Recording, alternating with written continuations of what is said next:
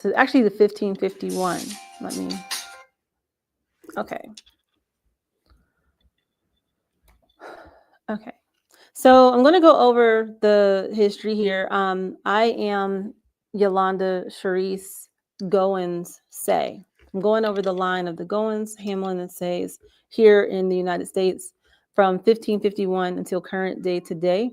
And just a word about that, it's not really often that Black people in the United States are able to track their history back that far. So I'm going to share a bit along the way also as to how I was able to track my family's history back that far, and hopefully it'll help others as well. You can see here on the screen, before I had it all the way up to the 1551, my 12th great grandfather in Angola, Africa, all the way down here to me and in the tree there. It's taken me probably about 3 or 4 years to really get to this level of information. What's up, Kareem? Thanks for jumping in. And you can see I'm going over, as I said, the Goins, Hamlin, Say, and then the Jacobs line. Now, the Goins and the Hamlin Turners, those are my grandmother's people. And then the Says and the Jacobs, that's my grandfather's father and then his mother's people. This is my grandmother's father's people and her mother's people. And so we start all the way back in 1551 in that, well, actually 1591, Dago Groyer, his son, John Groyer, was brought here to the United States on the San Juan Batista. Now, the interesting thing about the San Juan Batista part is that he had been captured or taken in slavery, like basically stolen once, and then the San Juan Batista was attacked. It was headed towards the Caribbean, but it was attacked and they were taken, instead of the Caribbean, they were taken to Virginia. So he was basically like stolen twice on his way to the United States and landed in Virginia. He was really committed to freedom, and his name had been Jao Groyer, and then the colonizers and slavers changed his name to John Goins. His son's name had been Michel Groyer, and they changed the colonizers or enslavers changed his son's name to Michael Goins. And so if I were to use my own lineage name, I would be Yolanda Charisse Goins Say. My grandmother being Goins, my grandfather being Say. Hey, Galen, I need to talk to you. There's somebody I need to connect you with. So I'm so glad you jumped on. Thanks for jumping in and saying what's up. What's up, Colon and financials? All right. What's up, financial services in the building? We're gonna share a bit of how the Goins especially use some really savvy legal financing maneuvers, estate planning to stay free in the United States from about 40 all the way up to, hey, yours truly. That's my great grandfather's line. And so as we look here, you can see I've got my great grandfather here who came in. He was born in Angola, Africa in 1605, came here to the United States in 1620 on the San Juan Batista. And he bought his son, Michel Groyer, but they changed his name to Michael Goins. He bought his freedom, and they were really passionate about freedom. And see, back in the day, if you were a free Black family, then and known as a free Black family, that was a really powerful thing, and they knew that early out. And so they taught their daughters throughout our family's line, keep your name. Keep your name. Your name Goins is known as a free Black name. If you have children, if you get married, you name your children Goins. In fact, our family, my grandmother, and I am able to claim the name Goins because my great grandmother, Anna Goins, who was born in Southern Kentucky, the first generation free in her family, but she named her children Goins. So my great grandfather, James Harvey Goins, and then his son was Luther Goins, and my grandmother was Beverly Goins. So They knew the power of having their name, but in addition to that, they also stayed in the South. And if you read the history of, um, if you read the history of the Underground Railroad, you'll hear that people ran away, and that they ran to uh, to cover from the free Black people in the hills, right? And that's always a thing. Like, who are these free Black people like in the hills, and how are they staying free? I never really got that, but once I started studying my own family's history, I was like, oh, we were the free Black people in the hills, or some of us. So here's some protecting through owning. And this is something I thought that you, Colin, financial services, you might find very interesting. So we hear, of course, financial planners of today talk about, ownership and protection for your family through estate planning. My ancestors did that on a whole nother level. This is the will of my great grandfather, Isaiah Goins. There's his like great grandfather right there. The man next to him is actually my dad. But I thought that was like really interesting that he has a resemblance to our like great grandfather. So Isaiah Goins, in his will that is right here, he writes out the instructions very carefully for how he wants his children, his mother-in-law, who on paper would have been called enslaved, and his children on paper would have been called enslaved. But what it is that when you hear that there were African American slave owners, many of them were people who were protecting their own family through what was the legal system of the time, that it was illegal. They were illegal to be walking around just free without any status, and they would likely have been kidnapped into slavery. They would have likely have been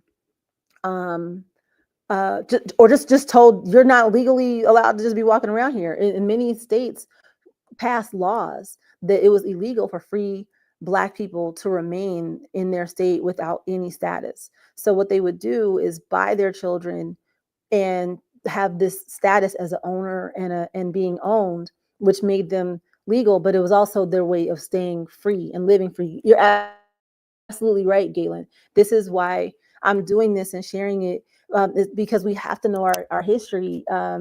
If we don't, the bad parts are likely set up to repeat it, as they say.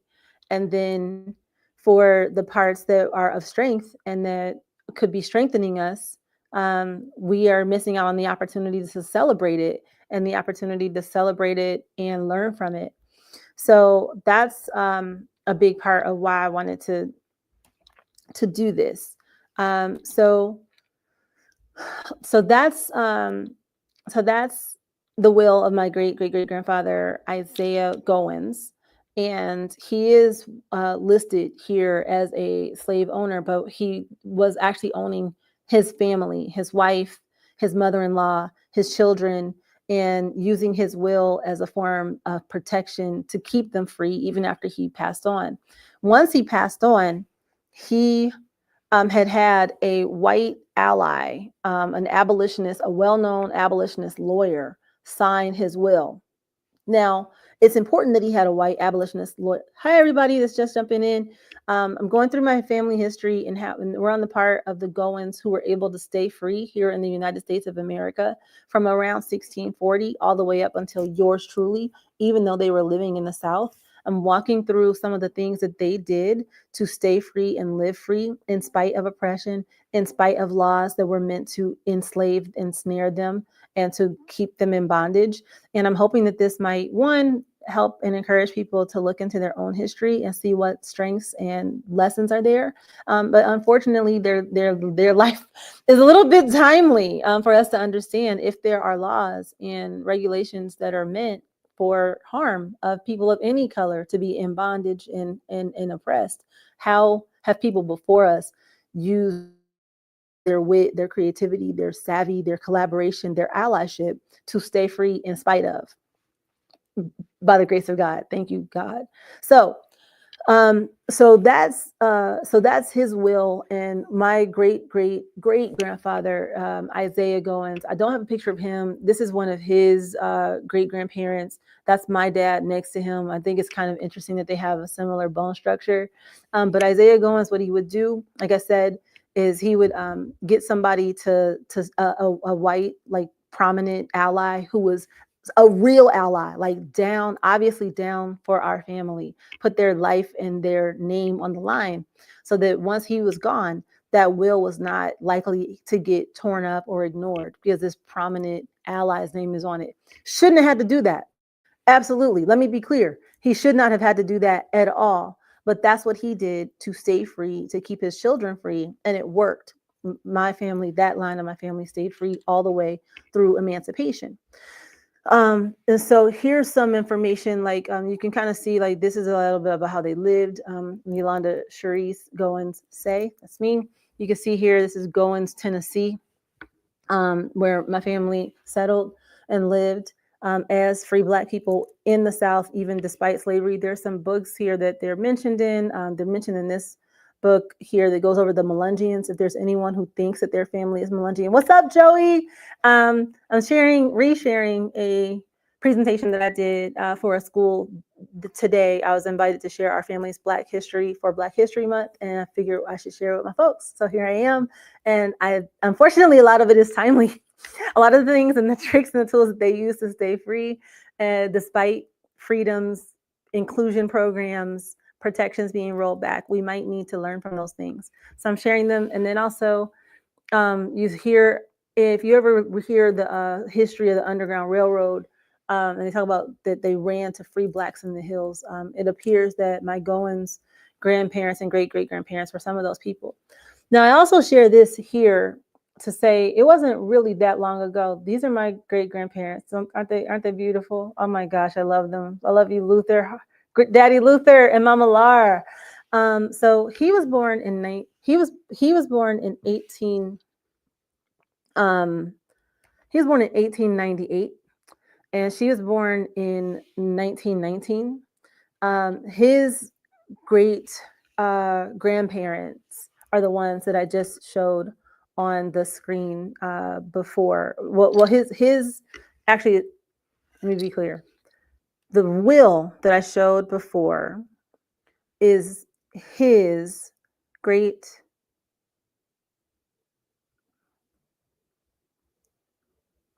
his great grandfather's will. And then here I am on his wife's lap. So it's not that long ago. Love that you like it, Brian. Thank you for letting me know that you feel that it's interesting and you're enjoying it. Thank you, and thanks for sharing. Thanks for loving in and jumping in. So his grandfather, his great grandfather, Thomas Dorham, on his dad's side, was a Civil War soldier. His great aunt, Kitty Dorham, had been enslaved. She was not a Goins, so she was on the other side of his family. And she had been enslaved, but she got free and became a seamstress in Cincinnati, Ohio, and saved and earned enough money to be really known as like wealthy. And she used the earnings that she got during her lifetime to free other Black people out of slavery and to become an abolitionist and to support abolitionist movements. And so that's my great grandfather, his great aunt, Kitty Dorham, and she was the sister, it appears, of Thomas Dorham, who is on some public records of my great grandfather.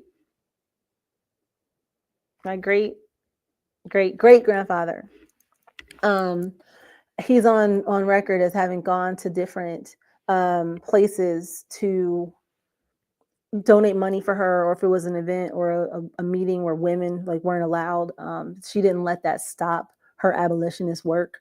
Her brother would go and donate or speak or whatnot on her behalf. So there's that.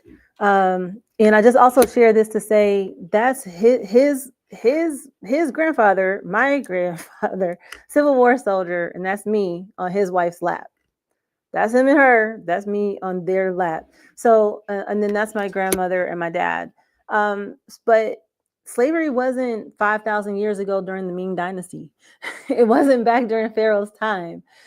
These are people who who knew and loved and birthed people that knew and know and loved me, that were fighting for abolition. So there's that.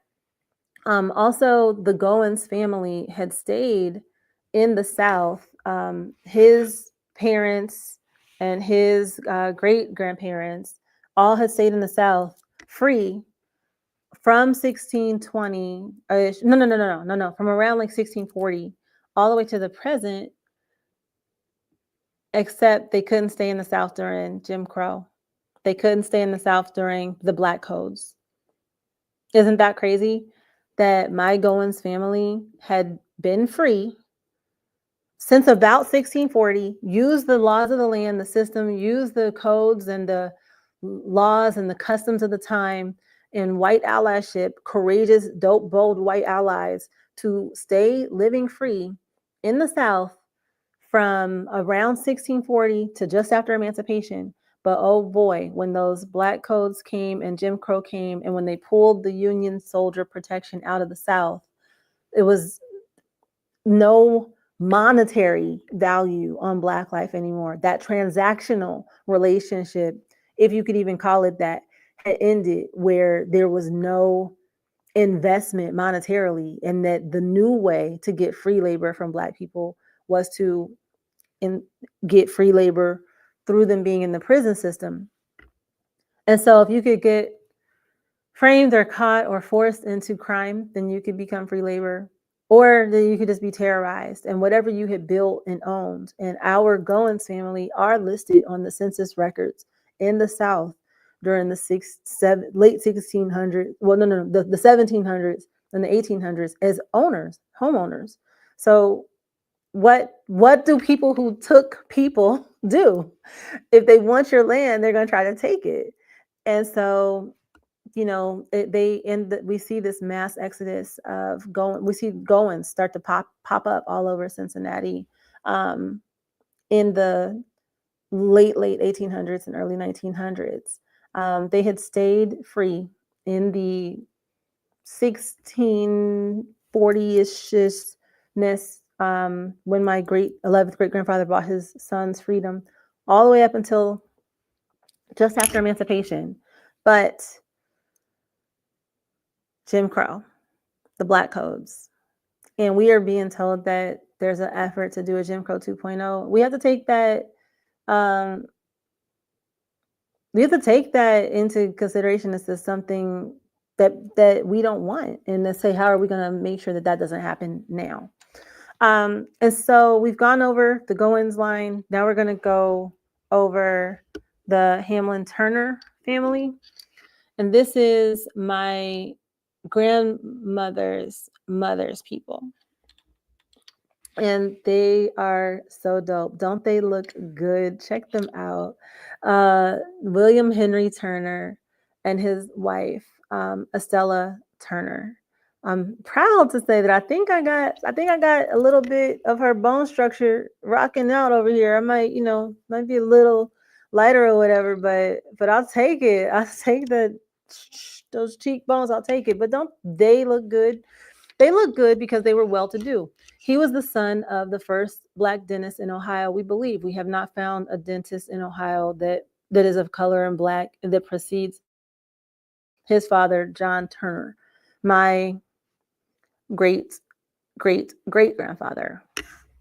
His father, John Turner, had been enslaved in Virginia, and he got his freedom through emancipation in the Civil War. He ran from the plantation that he had been on. We see him show up in the Freedmen's Bureau, which is a great resource for researching your own family history. We see him show up in the Freedmen's Bureau with his wife and his daughter. And he was his father, John Turner, and he ran to Ohio and got to be a homeowner, first Black dentist in Ohio, and a philanthropist within 15 years of slavery. Don't tell me that people have a slave mentality. Don't even try it when I am showing you the son of the first Black dentist in Ohio, one of my great grandfathers, who had the gumption, the wherewithal to become a dentist, a whole homeowner. Let me tell you, I slept in the house that man built as a child. I visited, I slept. My aunt Thelma lived there. My cousin still lives on that land. So when we say that people have the slave mentality, we really need to understand that when people first got free and got their freedom, we saw Rosewoods popping up. We saw Black Wall Street. We saw so many ambitious, strong, freed Black people working as hard as they could to contribute, to uplift, to lift others.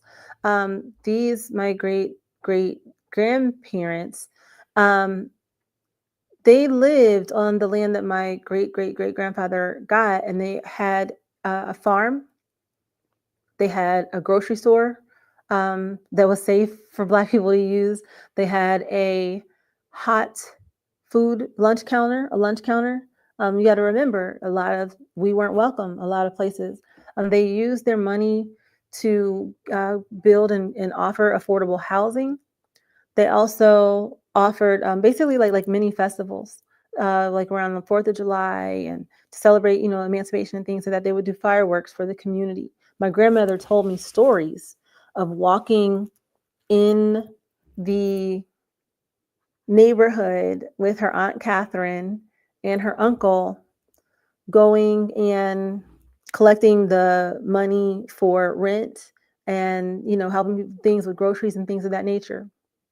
They were living that way, and you see how they're dressed and thriving. And the house that he had wasn't this huge mansion, but it was a 2-story, like A-line house, which I think is quite well to do back in 1870 and 1880, when you were fresh off of slavery, right? However, again, we saw that when the Black codes came, that there, just like we saw for Rosewood and for the Black Wall Street, that for my great grandfather, who his father had been the first Black dentist in Ohio, that just like for Black Wall Street and for Rosewood, that when the Black codes came and the Night Riders and Jim Crow, that they were not able to remain living, doing this, helping other Black people existence. There was economic depression. We are seeing now in this country, they just, I think, got rid of the Consumer Protections Bureau. So other things of that time, the Freedmen's Bank, the Freedmen's Bureau, all these things were pulled back.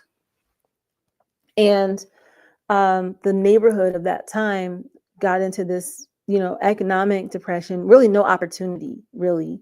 And the family lent credit until they couldn't anymore. And that is what I know from our family telling me growing up throughout my life. And it's wild to go back and see how much of this area, Lockland and Lincoln Heights, that we owned, and just trying to help others fight back through this dismantling of Reconstruction, and trying to help others that they ended up losing most of it. And we can't let that happen again. Also, I wanted to point out that for her side of the family, for one of her grandfathers, Daniel Hamlin, had been the only Black soldier in his Civil War regiment. And what they did not know is that their grandson, William Harvey Goins, would repeat the exact same choice that Daniel Hamlin had chose when he was born in his lifetime. I'll kind of fast forward a little bit to Uncle Billy. Let me go back. There he is. There's Uncle Billy.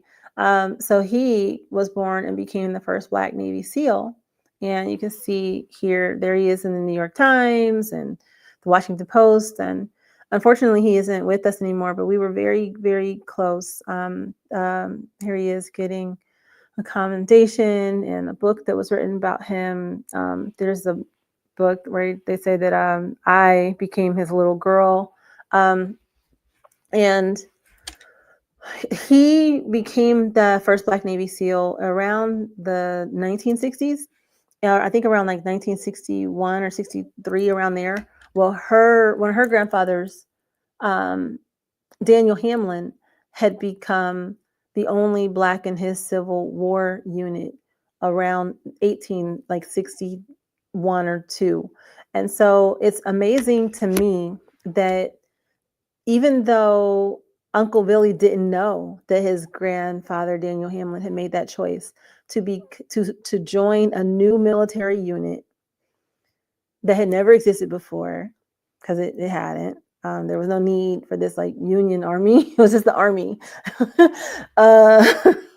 before the insurrection and all that. But his grandfather, Daniel Hamlin, joined this new military regiment and was the only Black in his unit. And then nearly 100 years to the year, Uncle Billy, who grew up working the land that they owned and pushing the plow for the farm and helping with the crops so that the family could give to other Black families and create, affordable meals and affordable hot meals when you're coming home from work or going off on your lunch break, because you're not allowed to eat at the white places. That Uncle Billy, who worked that land, would make the same exact choice that his grandfather, one of his great grandfathers, Daniel Hamlin, had made. It's just quite amazing to me. And that also Uncle Billy went to Virginia to become the first Black Navy SEAL. And one of his great grandfathers, John Turner, had run from Virginia for freedom. So Uncle Billy ran to Virginia to fight for freedom, and John Turner ran from Virginia to Ohio in the same way. So that's that part of the family. Now we're going to jump into the Says. And that is my grandfather's father's side of the family right here, the Says. Here is my awesome, loving, dope grandfather, Franklin Say. There he is. There he is, his loving wife. There they are. Don't they look good? They were going to this thing called what they call the Potentate Ball. And then also my beautiful, loving, faith-filled Aunt Janet.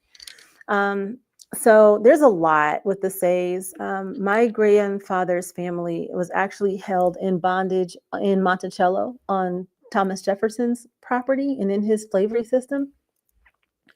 Unfortunately, here we are. This is my great grandmother, Rose Say. We get the name Say because an overseer married a woman named Mary Say. They were both white. And what we believe is that one of their sons, we have DNA match. I'm related to Mary Say. And our family, there was a woman who was raped or taken sexually in a way by likely one of their children, this overseer named John Wingo. John Wingo was by the child of by a male relative of John Wingo and Mary Say. So John Wingo was an overseer for Thomas Jefferson in the Monticello plantation system that he owned. And he was so infamous and I guess effective, right? That's not a good thing when you think of like slavery, usually. That an entire portion of Monticello is named after him. It's called the Wingo area. So John Wingo married Mary Say, and domino, then you get to us, who I was born and lived, Yolanda Sharice Say. So that's a lot, like, to think about, honestly, that my name, my last name, not just comes from slavery, but being enslaved in one of the forefathers' plantation systems. It's quite amazing. And with my great grandmother here, Rose, and her husband Albert Say, their grandparents and parents gained their grandparents. Let me make sure I got it right. Their grandparents and great grandparents gained freedom through emancipation, and they lived and saved, and that family and you've that family lived and saved and bought land and amassed a significant amount of land, even though as sharecroppers and tenant farmers they were often cheated, and eventually had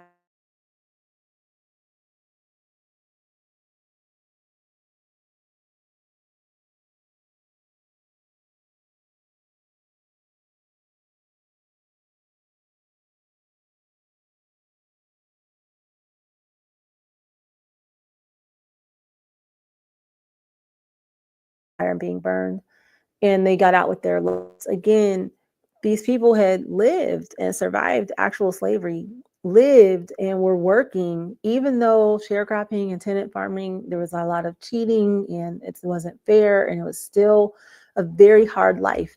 If you haven't seen the movie Mudbound, I would encourage you to check it out. It will really help you understand, if you have people who were sharecroppers and tenant farmers in your family, what kind of hardships and injustices they either endured themselves or definitely had happening around them.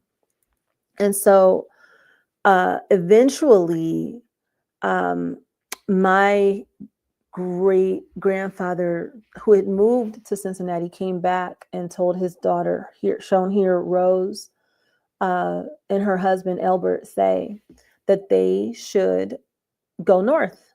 And if you read a book called The Warmth of Other Suns, it'll really help you understand your family members, if you have them, that went from the South to Chicago, Detroit, Lincoln Heights, Cincinnati, like us, um, New York, DC, like all of those lines that we saw Black people running to and leaving during what was called the Great Migration of like the 20s all the way to the early 1960s. It wasn't just easy to just leave all the time.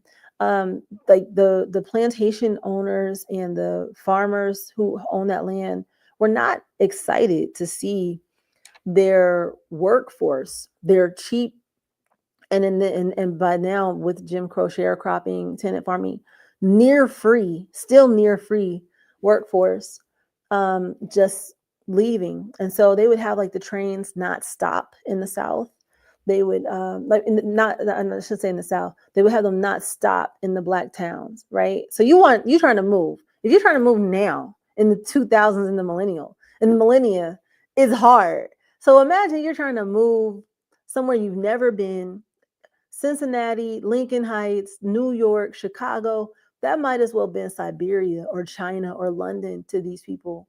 They had never been there. There was no TV to like really help them know exactly what it was like. You might get the anecdote of a family member, but the courage that all of our elders, like my great grandmother Rose and her husband Albert Say, who held me when I was young, his voice was so deep.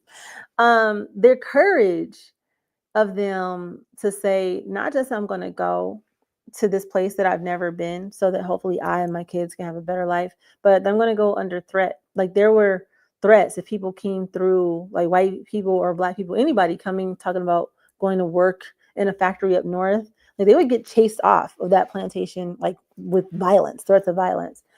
If it was heard or thought that you were trying to leave, you could find yourself in harm. A lot of times they might have to leave in the night, in the middle of the night. It wasn't just a get up and go. So I want to really respect the courage that it took for them, the ingenuity, the strategy, the just the pure grit. So they did that. What's interesting, that she and her husband did go to the North in Lincoln Heights, but on the opposite sides of her life, you see her son, my grandfather, Franklin Say, who was in the first Black basketball team to win a state championship. He's shown right here. He's shown right here in the screen.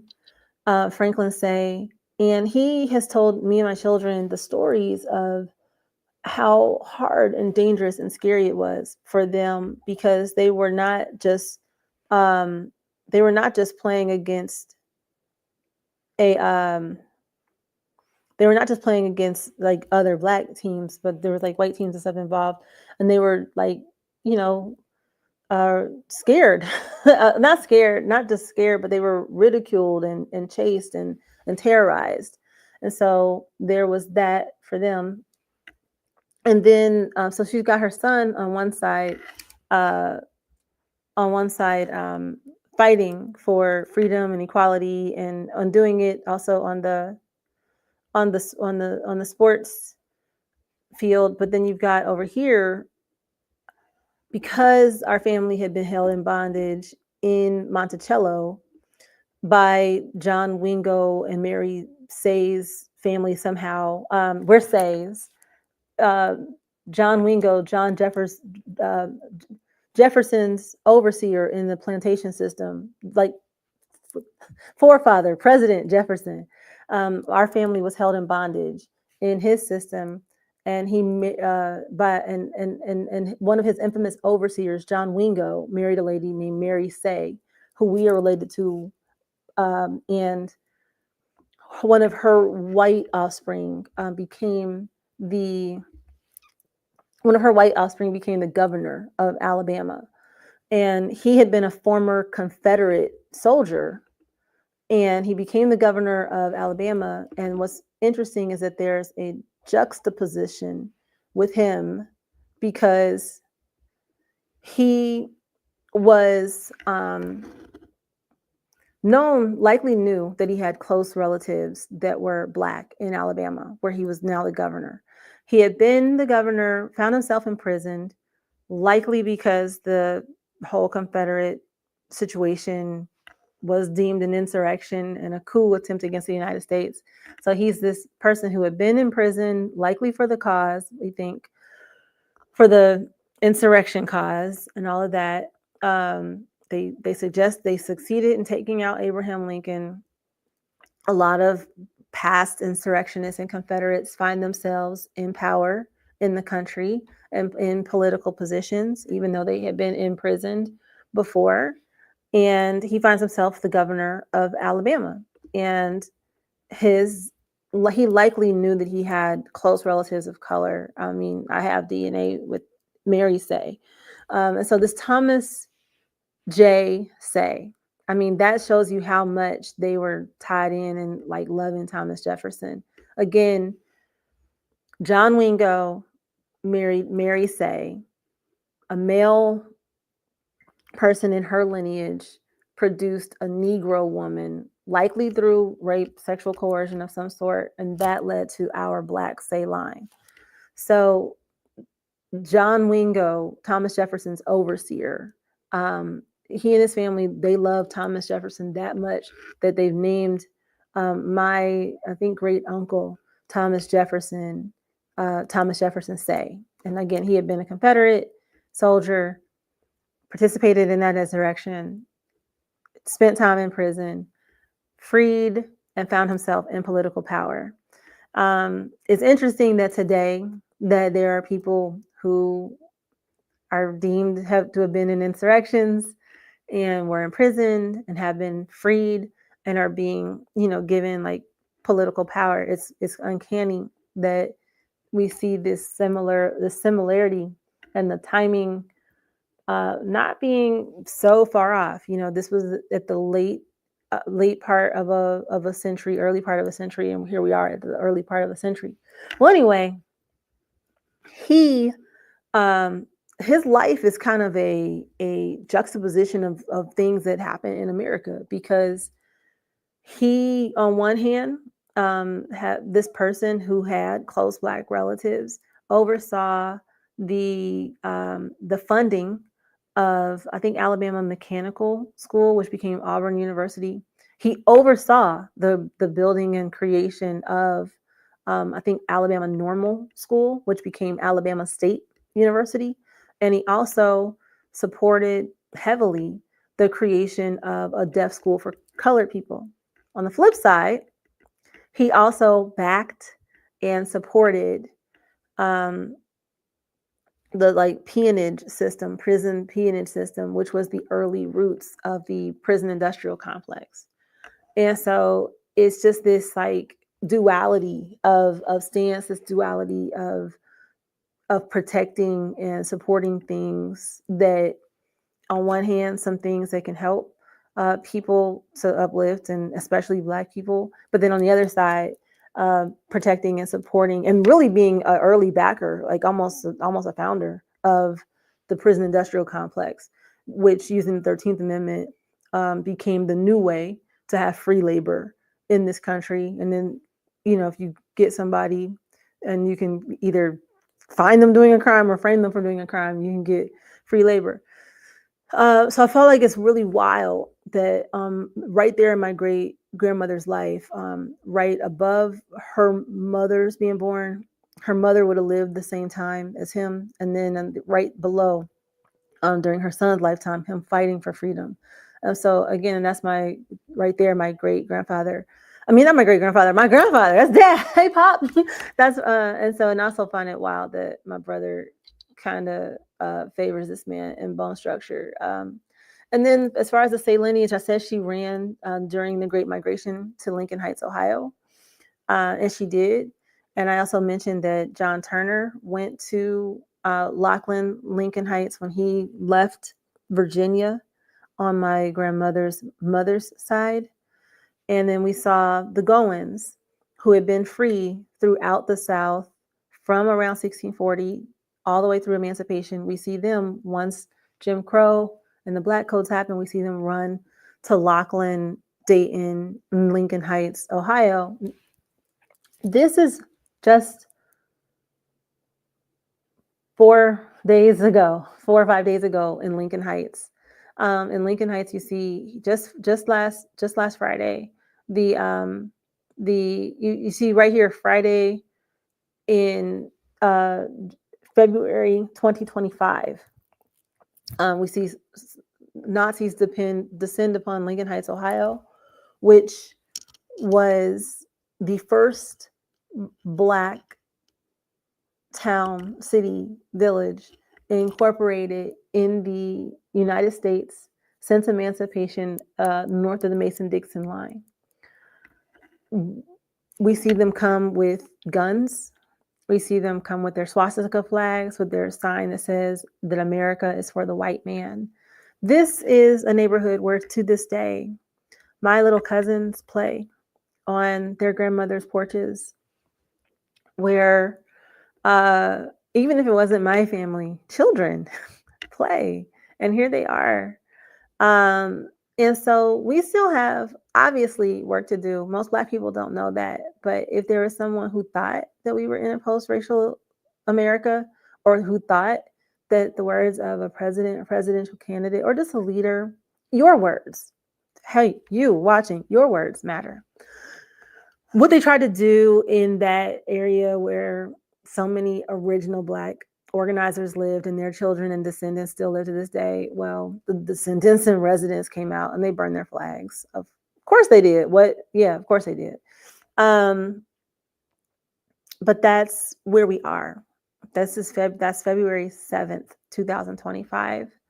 The next day, there was a vigil. Again, this is a neighborhood where my aunt, for the most of my life, was the mayor. There's my cousin and other leaders of the area, community leaders, leading a peace vigil and seeking answers the next day.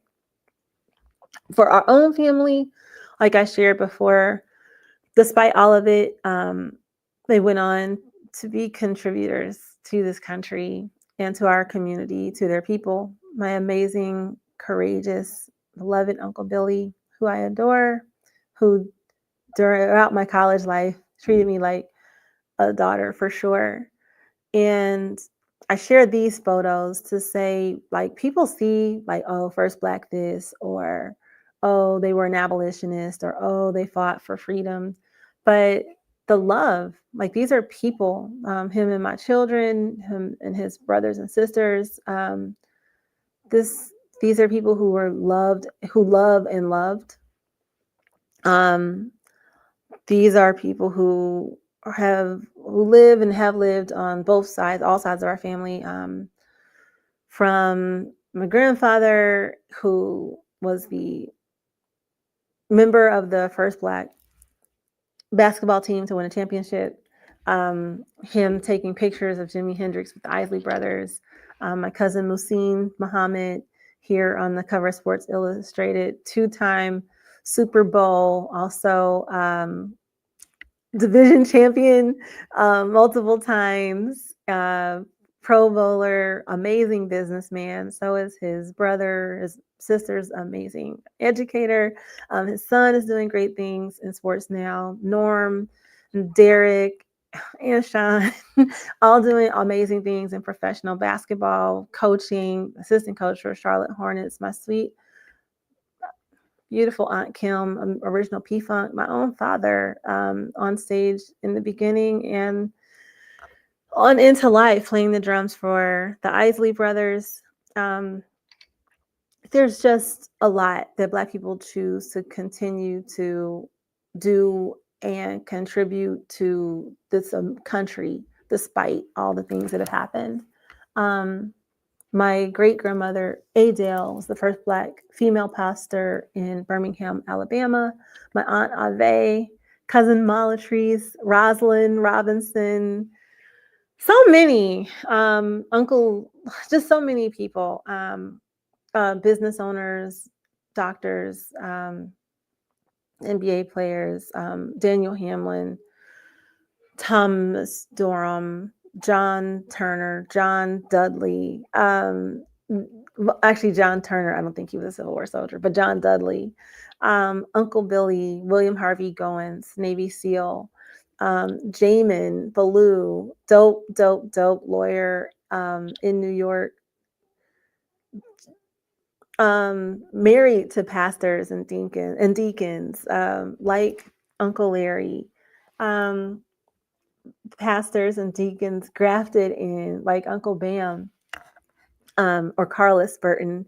Jamin, again, is general counsel for New York's team. My dad in the Rock and Roll Hall of Fame band, playing the drums for the Isley Brothers. Me, a Grammy U mentor. Hey. Or have been a Grammy U mentor. My Aunt Kim, a singer in Parliament P-Funk. My sister, Kendra Mia Say, who was a ballerina for the Cincinnati Ballet. Nutcracker, dope poster. Still proud of you. Sisters grafted in, Diamond, who was also offered to be a ballerina for the Cincinnati Ballet. My brother, my dope brother, Romeo Armand-Say, actor, just dope human being overall. And two awesome, amazing best-selling authors who are also my babies, who walked with history, literally. They wrote in their book about interviewing Congressman John Lewis. And hopefully we will all do better and better and better and better and better and better.